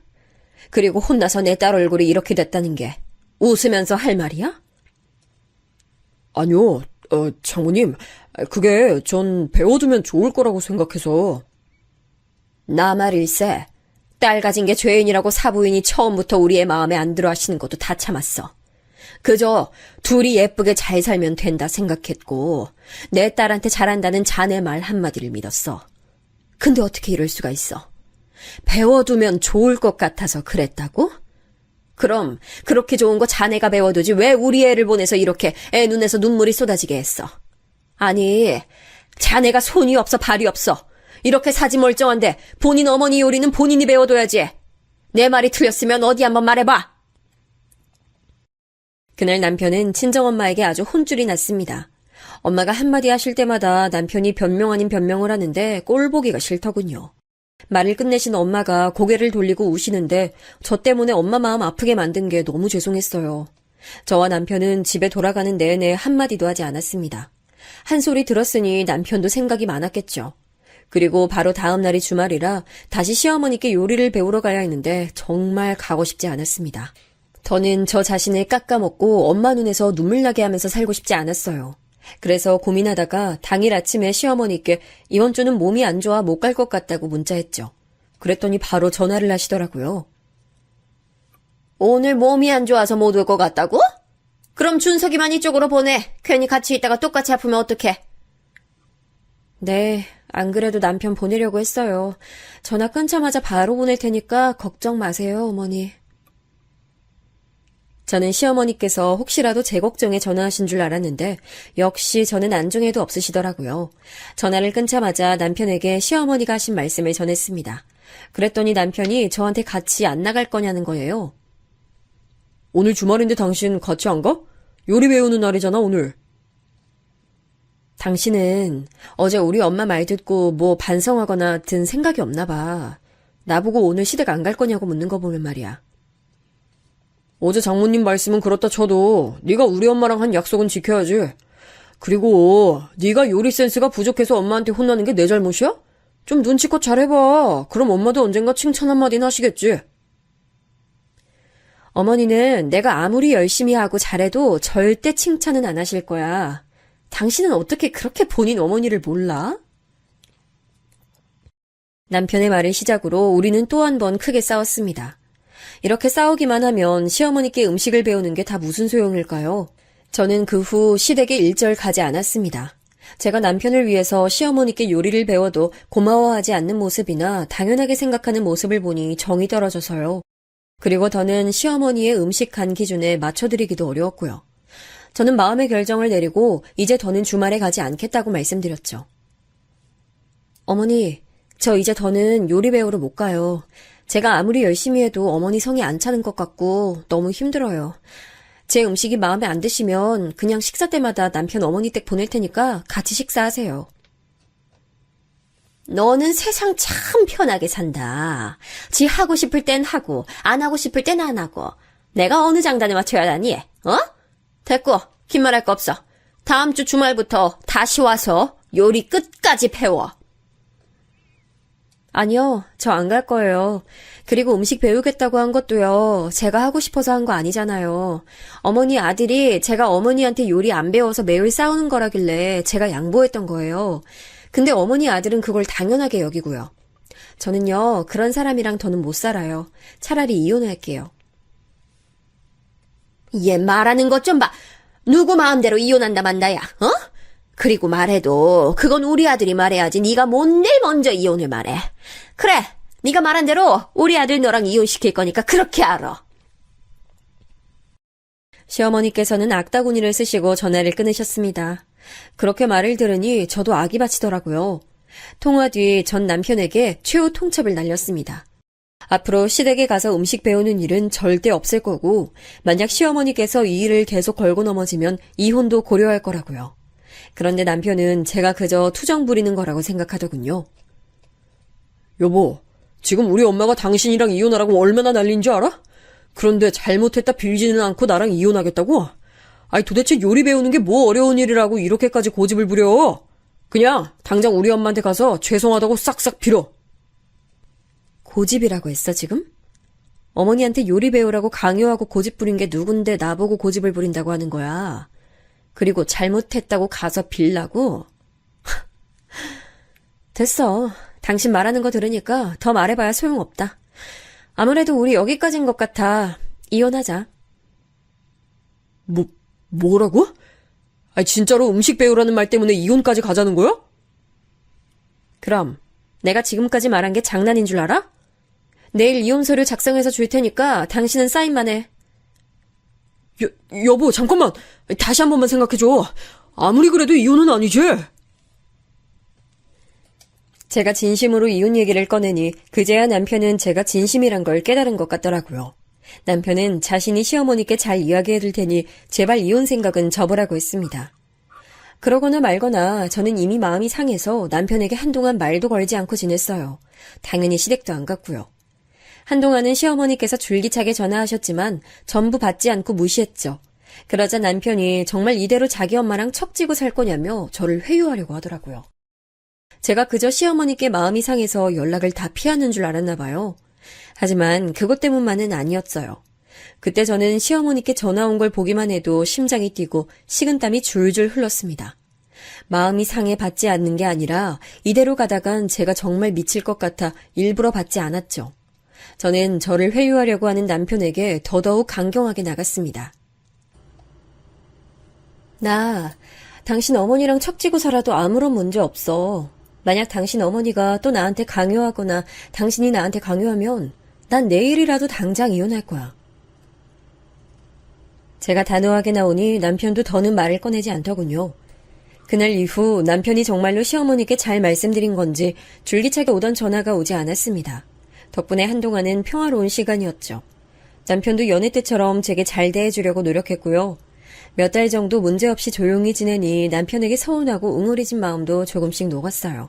하지만 제 마음이 다 녹기도 전에 끔찍한 일이 있었습니다. 시댁에 가지 않은 지 몇 달이 지난 어느 날이었어요. 아침 출근 시간에 오붓하게 식사를 하고 싶었던 저는 남편을 일찍 깨우고 식사를 차렸습니다. 남편이 좋아하는 김치찌개를 얼큰하게 끓여 뚝배기에 담아 식탁에 차려놓고 있는데 갑자기 초인종이 울리더라고요. 이른 아침에 무슨 일인가 싶어 인터폰을 확인하니 화면에 시어머니가 있었습니다. 저는 너무 깜짝 놀랐지만 찾아오신 시어머니를 계속 밖에 계시게 할 순 없었던 터라 문을 열고 맞이했죠. 시어머니는 집에 들어오시자마자 제가 차린 식탁을 빤히 보시더군요. 아침 먹고 있었던 거야? 예, 어머니. 근데 이른 아침에 어쩐 일로 오셨어요? 내 밥도 차려. 어디 한번 먹어보게. 시어머니께서는 제 질문은 무시하고 찬바람이 쌩쌩 부는 표정으로 저를 지나쳐 남편이 앉아있는 식탁에 앉으셨습니다. 제가 남편을 보니 남편도 제 눈치만 보고 있더군요. 하는 수 없이 어머니께 드실 밥도 퍼서 식사를 차려드렸어요. 그날은 평소보다 밥이 잘 된 상태라 왠지 모를 자신이 있었어요. 윤기가 자르르한 쌀밥을 시어머니 앞에 놔드리고 저도 자리에 앉았죠. 어쨌든 저도 밥을 먹고 출근해야 했으니까요. 아침 식사 시간이 뱃속에 돌이라도 얹힌 것처럼 거북했습니다. 시어머니께서 식사를 시작하시자 저도 밥을 한 수저 들었어요. 남편도 시어머니의 분위기에 눈치를 보다 저를 보고 같이 밥을 먹더라고요. 아무런 말도 없이 다른 밑반찬을 드시면서 식사를 하시던 시어머니께서 뚝배기에 든 김치찌개를 드시고 난 뒤 갑자기 얼굴을 일그러뜨리시더라고요. 어머니의 표정이 신경 쓰여 물었습니다. 어머니, 괜찮으세요? 혹시 어디 불편하세요? 그런데 제 질문에 시어머니께서는 수저를 탁 내려놓으시더니 자리에서 벌떡 일어나셨습니다. 그러곤 큰 소리로 고함을 치셨어요. 넌 이것도 찌개라고 끓였어? 겨우 이딴 걸 내 아들한테 먹여? 그래놓고 뭐 그렇게 자랐다고 이혼을 하느니 마니에 이년아? 시어머니께선 순식간에 뚝배기에 든 김치찌개를 제 얼굴에 뿌려버리셨습니다. 눈 깜짝할 사이에 일어난 일에 저는 피하지도 못하고 뜨거운 찌개를 고스란히 뒤집었었죠. 김치찌개가 뚝배기에 담겨 있어서 식지도 않은 상태라 너무 뜨거웠습니다. 비명을 지르며 곧장 욕실로 달려가 찬물로 식혔습니다. 하지만 쓰라린 고통이 사라지지 않았어요. 남편도 시어머니가 갑자기 제게 김치찌개를 뿌린 것에 놀랐는지 큰 목소리로 시어머니와 뭐라 말을 했지만 그것까지 들을 정신도 없었습니다. 그저 아픔과 서러움에 눈물이 줄줄 흘렀죠. 제가 뭘 그렇게 잘못했다고 이런 꼴을 당해야 하는지 모르겠더군요. 고통이 너무 심해 이대로는 안 되겠다 싶어 남편에게 응급실에 데려다 달라고 했어요. 여보 지금 나 좀 빨리 응급실 데려다줘. 얼굴 너무 아파. 인연이 어디서 엄살이야. 그렇게 뜨겁지도 않았는데 야단법석은. 내 아들은 출근해야 되니까 응급실 갈 거면 알아서 가든가. 엄마, 그만해! 여보, 많이 아파? 내가 얼른 응급실 데려다 줄게. 잠시만 기다려. 준서가, 너 아직도 네 아내 편드는 거야? 그래, 나랑 우리 아들 사이를 이렇게 이간질해놨다 이거지? 인연이 감히 내 착한 아들을 홀려? 시어머니는 찬물에 얼굴을 식히던 제 머리채를 잡고 흔들며 절 마구 핥혔습니다. 저는 두 손으로 시어머니를 막으려고 했고 남편도 뒤늦게 시어머니를 두 팔로 잡아 말렸죠. 남편의 손에 잡힌 시어머니의 얼굴은 귀신 같았습니다. 둘의 모습을 본 저는 혼미해지는 정신을 꼭 붙들고 아직도 쓰라리는 화끈거리는 얼굴을 부여잡고 집 밖으로 뛰쳐나왔어요. 그리고 어떻게든 택시를 잡아 바로 응급실로 향했습니다. 병원에 도착한 저는 바로 친정엄마한테 전화했습니다. 그런데 너무 충격을 받아서였는지 입이 굳어서 말이 안 나왔어요. 전 엄마에게 어떤 일이 있었는지 대충만 말하고 병원 위치까지 말한 뒤 정신을 잃었어요. 나중에 정신을 차리니 제 옆에서 엄마가 제 손을 꼭 잡고 계셨습니다. 엄마는 제가 깨어난 걸 보고는 엉엉 우시더라고요. 저도 엄마 얼굴을 보자 너무 서럽고 슬퍼 울었습니다. 하지만 눈이 잘 떠지지도 않았고 얼굴 위에 거즈 같은 것들이 덕지덕지 붙어 온통 뻣뻣하더라고요. 얼굴이 퉁퉁 부은 느낌에 입술도 잘 떨어지지 않았어요. 당황한 느낌에 엄마께 여쭤봤죠. 엄마, 나 얼굴 어떻게 된 거야? 많이 심하대?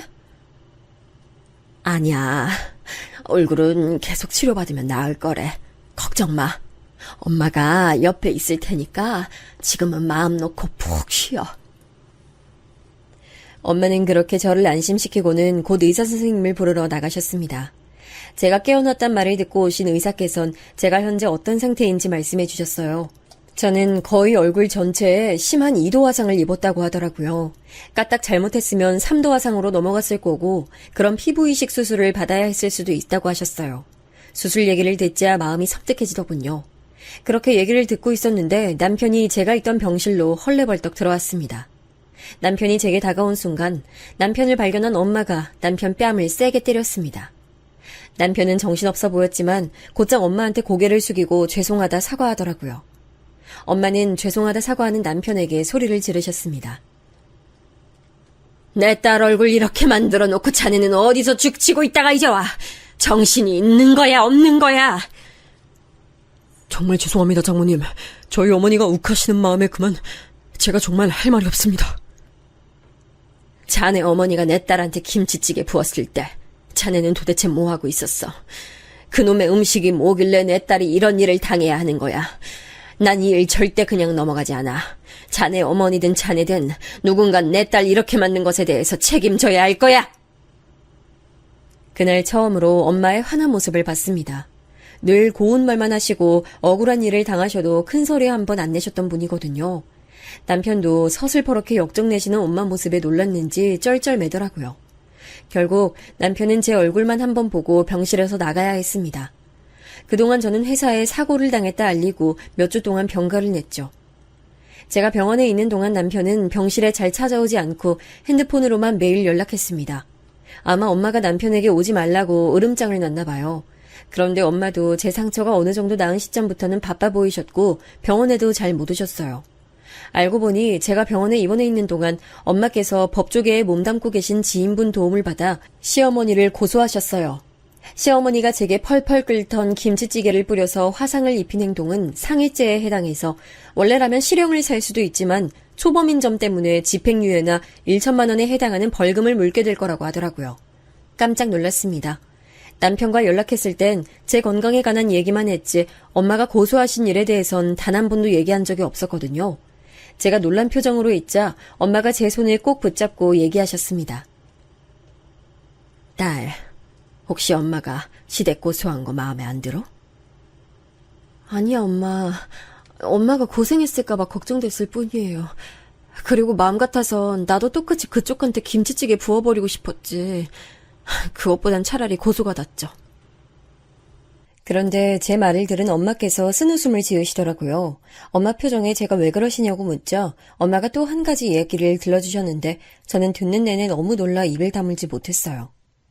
엄마가 보내신 고소장을 받고 시어머니께서 연락하셨대요. 엄마는 당연히 시어머니가 사과하기 위해 전화했다고 생각했답니다.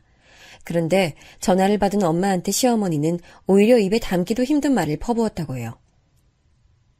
정말요? 그래서 어떻게 하셨는데요? 어떻게 하긴. 전화로 욕한 건 녹음해서 또 다시 고소했고 다음 날엔 직접 찾아갔지. 엄마는 시어머니께 막말을 듣고 다음날 시댁으로 찾아갔대요. 그런데 맨손으로 가신 게 아니라 커다란 곰국 끓이는 냄비에 김치찌개를 한가득 끓여서 가셨다는 거예요. 시어머니는 엄마를 보자마자 또 한 번 대거리하려고 냉큼 나오셨대요. 엄마는 그런 시어머니를 밀치고 냄비를 들고 집 안에 들어갔고요. 아니, 이 옆에 내가 미쳤나? 왜 허락도 없이 남의 집에 들어와? 김치찌개에 환장한 노인네한테 김치찌개 먹이려고 왔지. 옛따이 노망난 노인네야. 그리고 엄마는 갖고 갔던 곰국 냄비를 시댁에서 뒤집어 엎어버리셨대요. 그리고 남은 김치찌개를 그대로 시어머니에게 뿌렸대요. 아이고, 냄새. 이 옆에 내가 지금 뭐 하는 짓이야? 미쳤어? 당장 치우지 못해. 그렇게 못하지. 내 딸 예쁜 얼굴 그꼴로 만들어 놓고 넌 두 다리 뻗고 편하게 살 수 있을 줄 알았어? 내가 이 정도로 끝내는 걸 감사하게 알아. 당신 한 번만 더 내 딸한테 음식이 어떻다고 말하면 남은 인생 앞으로 이 김치찌개처럼 새빨갛게 만들어줄 거야. 알겠어? 그렇게 엄마는 시댁을 김치찌개 한강으로 만들고 돌아오셨대요. 엄마의 복수에 통쾌함을 느낀 저는 화상 때문에 뻣뻣한 얼굴로 깔깔 웃어댔죠. 하지만 뒤늦게 엄마한테 피해가 오진 않았을까 걱정이 되더라고요. 제가 걱정하는 부분을 말씀드리니 엄마는 고소하려면 하라지 하고 콧방구를 끼시더군요. 정말 엄마가 달라 보였어요. 순조롭게 상처가 아물고 저는 퇴원했습니다. 그리고 다시 신혼집으로 돌아갔죠. 남편은 저를 마중 나오겠다고 했지만 필요 없다고 했습니다. 아직 남편에게 울화가 남아있어서 얼굴 보기가 싫더라고요.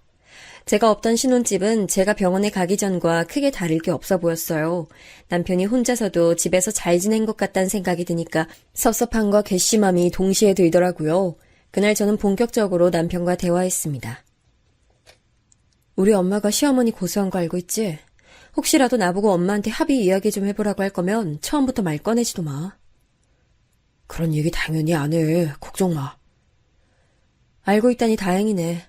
그리고 가장 중요한 얘기 할게. 당신 김치찌개 좋아하지? 앞으로 당신 어머니랑 같이 살면서 어머니표 김치찌개 먹을지 아니면 나랑 살면서 내가 끓인 찌개 먹을지 선택해. 만약 당신이 어머니 김치찌개 선택하면 앞으로 나와 같이 못 산다는 건 잘 알아두고. 그 말은 나랑 이혼할 수도 있단 말이야? 당연한 거 아니야? 나 당신 어머니가 욱해서 부어버린 김치찌개 때문에 엄청 고생했어. 그런데도 당신이 어머니 김치찌개가 먹고 싶다고 한다면 날 사랑하지 않는 거지. 그렇게 되면 난 더는 당신이랑 같이 못 살아. 잠시 생각할 시간을 줘, 여보. 솔직히 내가 외동아들이잖아. 그래서 나한테 좀 과하게 잘해주시려고 한 것뿐이고. 그렇다고 해도 며느리를 이렇게 쥐잡듯 잡으시는 건 말이 안 돼. 그렇게 따지면 나도 외동딸이야. 그럼 우리 엄마가 당신한테 내가 당한 그대로 했으면 당신 이해했을 거야? 아니잖아. 딱 일주일 줄게. 그동안 잘 생각하고 마음 결정하면 말해줘. 그렇게 저는 대화를 마쳤어요. 사실 이 부분은 병원에 입원해 있는 동안 많이 생각했던 거였어요. 지금처럼 시어머니와 왕래하며 살면 전 더는 남편과 계속 함께 살 수 없을 것 같았어요. 그래서 일주일의 기간을 두고 남편에게 잘 생각해보라고 했습니다. 그런데 일주일이 채 되기도 전에 시댁에 다녀온 남편이 갑자기 씩씩거리며 집으로 돌아온 거예요. 주말이라 시댁에 한참 있다가 돌아올 줄 알았는데 일찍 돌아온 것도 모자라 씩씩대며 화를 내니 무슨 일이 있었는지 궁금하더라고요. 여보, 왜 그래? 무슨 일 있었어? 여보, 나 마음 정했어. 내가 평생 사랑하고 아낄 여자는 오직 여보뿐이야. 내가 다시는 엄마 입에서 음식 얘기 나오지 않게 할게. 아니, 아예 엄마가 여기 찾아오지 못하게 할게. 궁금해하는 저에게 남편이 해준 얘긴 이랬어요. 남편은 시어머니 앞으로 고소장이 여러 개 들어온 걸 알고 있었어요. 그리고 전부 벌금형이 떨어져 본인이 벌금을 지급하기로 했다고 합니다. 시어머니께서는 홀로 지내고 계셨기 때문에 그 많은 벌금을 낼 여력이 안 되셨거든요. 그런데 시어머니께서는 남편에게 벌금을 다 내고 나면 저와 이혼을 하라고 종용하셨다고 해요. 남편은 하고 싶지 않다고 여러 번 말씀드렸는데도 말이죠. 엄마, 나 이혼 안 할 거라니까 왜 자꾸 하라 그래. 나 유미 진짜로 사랑해. 내가 몇 번을 말했는데 왜 자꾸 그래. 이 녀석아, 그냥 엄마 말 듣고 이혼해. 엄마가 더 내조 잘하고 음식도 잘하는 애로 구해볼 테니까. 유미 걔는 네 기만 죽일 줄 알지 참한 구석이 없어. 그러니까 엄마 말 들어. 기를 죽이긴 무슨 기를 죽여. 엄마, 나 지금도 그렇고 엄마가 유미한테 그 뜨겁던 김치찌개 뿌린 것도 이해가 안 가. 아니 대체 왜 그랬어? 유미가 얼마나 고생했는 줄 알아? 이게 다 너 잘 되라고 하는 일 아니야. 엄마는 항상 너 걱정해서 그러지? 남편은 시어머니와 도무지 대화가 통하지 않는다는 걸 느꼈다고 해요. 그래서 결국 다시는 제게 손을 대지 말고 저와 연락할 생각도 하지 말라고 으름장을 놓고 왔다더라고요. 그러니까 이제 당신이랑 엄마랑 다신 만날 일 없을 거야. 연락도 하지 말라고 했으니까. 그리고 혹시 모르니까 내일 핸드폰 번호 바꾸러 가자. 저는 남편의 말에 한편으론 기쁘기도 하고 걱정되는 마음도 들었습니다. 핸드폰 번호만 바꾸면 뭐하나요? 시어머니가 또 찾아오셔서 난리치실 텐데요. 근데 어쩜 그렇게 걱정이 다 현실이 되는지 다음날 시어머니가 집에 찾아오신 거예요. 무작정 집으로 쳐들어오신 시어머니는 남편에게 삿대질하며 고래고래 소리를 지르셨어요. 준서가, 네가 어떻게 날 버릴 수가 있어? 난 네 엄마야. 엄마를 버리고 저런 불려우 같은 년이랑 살겠다고? 엄마, 나 이제 한 집안의 가장이야. 게다가 엄마가 유미한테 한 짓이 얼마나 나쁜 짓인지 알기는 해? 내가 장모님 얼굴 보기가 부끄러워서 고개를 못 들고 살아 요즘. 그럼 이혼하면 되지. 엄마만 잘못한 것도 아니고 전현도 잘못했는데 왜 엄마한테만 이래? 엄마, 유미한테 그렇게 말하지 마. 도대체 유미가 뭘 잘못했어? 그리고 이혼 얘기 좀 그만해, 엄마. 나 엄마 이러는 거 더 이상 보기 싫으니까 그만 나가요. 시어머니께서는 남편이 밖으로 밀어내니 속절없이 밀려나면서도 계속 남편 다리를 잡고 매달렸습니다. 그 모습을 보니 많이 착잡하더라고요. 한편으론 시어머니께 무엇을 잘못했는지도 모르고 제 탓을 하시는 게 기가 막혔죠. 그날 이후 시어머니는 매일 찾아오셔서 난리치셨어요. 결국 저희는 시어머니가 모르시는 곳까지 멀리 이사하게 됐습니다. 덕분에 한시름 놓을 수 있었죠. 하지만 시어머니의 집착은 끊어지지 않고 지금도 계속되고 있어요. 남편에게 가끔 전화가 오는 걸 보면 아직도 포기하지 않으셨다는 걸 알 수 있죠. 그렇지만 남편은 단호하게 연락을 받지 않는 것으로 대처하고 있습니다. 친정엄마도 당장 이혼하라고 하셨지만 저나 남편이나 아직 서로를 너무 사랑하기 때문에 당장 이혼은 하지 않을 것 같아요. 남편은 바뀌어서 제게 더 잘하고 있고 앞으로 더 좋은 모습으로 바뀌겠다는 남편의 말 믿어보고 싶거든요. 하지만 시어머니는 용서하고 싶지 않습니다. 무엇보다도 엄마의 마음에 제가 대못을 박은 것이나 마찬가지라 죄송할 따름이에요. 요즘 엄마는 주말마다 새로 이사한 집으로 찾아오셔서 저와 남편을 살피고 계십니다. 남편의 얼굴을 볼 때마다 냉기가 폴폴 흐르지만 그래도 남편이 저를 살뜰히 챙기는 모습을 보며 조금씩 마음을 푸시는 것 같더라고요. 이번엔 이 행복이 끝까지 오래 갔으면 좋겠네요. 이야기 들어주셔서 감사합니다.